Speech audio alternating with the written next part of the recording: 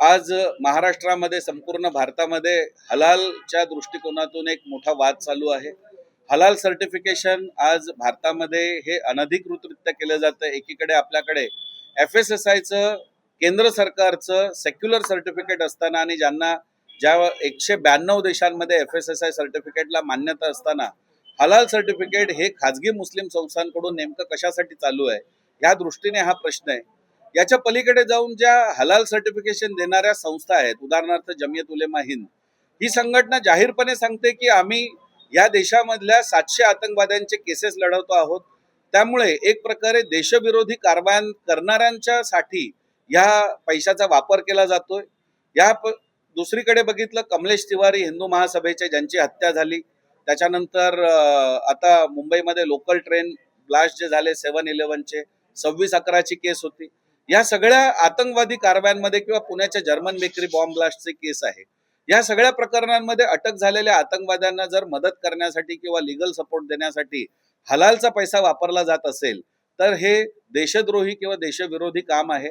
आणि अशा देशविरोधी कामासाठी या देशातल्या हिंदू समाजाचा पैसा वापरला जाऊ नये किंवा ह्या देशातल्या सामान्य नागरिकांचा पैसा वापरला जाऊ नये, ह्या दृष्टीने ही जागृती व्हायला पाहिजे।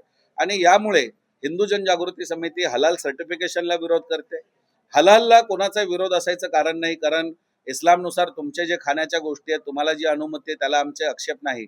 परंतु हलाल सर्टिफिकेशन देणाऱ्या संघटनांची जी कारवाई आहेत त्याला मात्र आमचा निश्चितपणे आक्षेप राहील।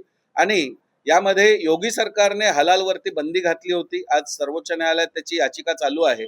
मात्र अशा प्रकारे जी संघटना सर्वोच्च न्यायालयात ह्याला चॅलेंज देते, ह्याच संघटनेची सर्टिफिकेट महाराष्ट्रात दिली जात असतील आणि तीच संघटना आतंकवाद्यांना मदत करत असेल तर मात्र ह्या महाराष्ट्रातल्या हिंदुत्ववादी संघटना शांत राहणार नाहीत। आम्ही ह्या विषयावरती आंदोलन मोठ्या प्रमाणात उभारू। आणि ज्याप्रमाणे उत्तर प्रदेशमध्ये हलाल सर्टिफिकेट बॅन झालं, श्रीलंकेमध्ये हलाल सर्टिफिकेट बॅन झालं, तशा पद्धतीने महाराष्ट्रात, भारतात सुद्धा हलाल सर्टिफिकेशन बॅन झालं पाहिजे, हलाल मुक्त भारत झाला पाहिजे, अशी आमची घोषणा आहे। नाही, या दृष्टीने आम्ही हाच खुलासा केलेला आहे की गोकुळच्या जे पदाधिकारी आहेत त्यांनी गोकुळच्या गरीब शेतकऱ्यांना, हिंदू शेतकऱ्यांना सांगायला पाहिजे, ज्यांच्याकडून आम्ही सर्टिफिकेट घेतलेलं आहे ती संघटना नेमकं ते पैसे कशासाठी वापरते आहे, त्या संघटनेची नेमकी कामं काय आहेत। तेव्हा हे जर सांगितलं तर ह्या सगळ्या गोष्टींचा खुलासा होईल आणि शेतकरी सांगतील की बाबा आम्हाला हे सर्टिफिकेट पाहिजे की नाही।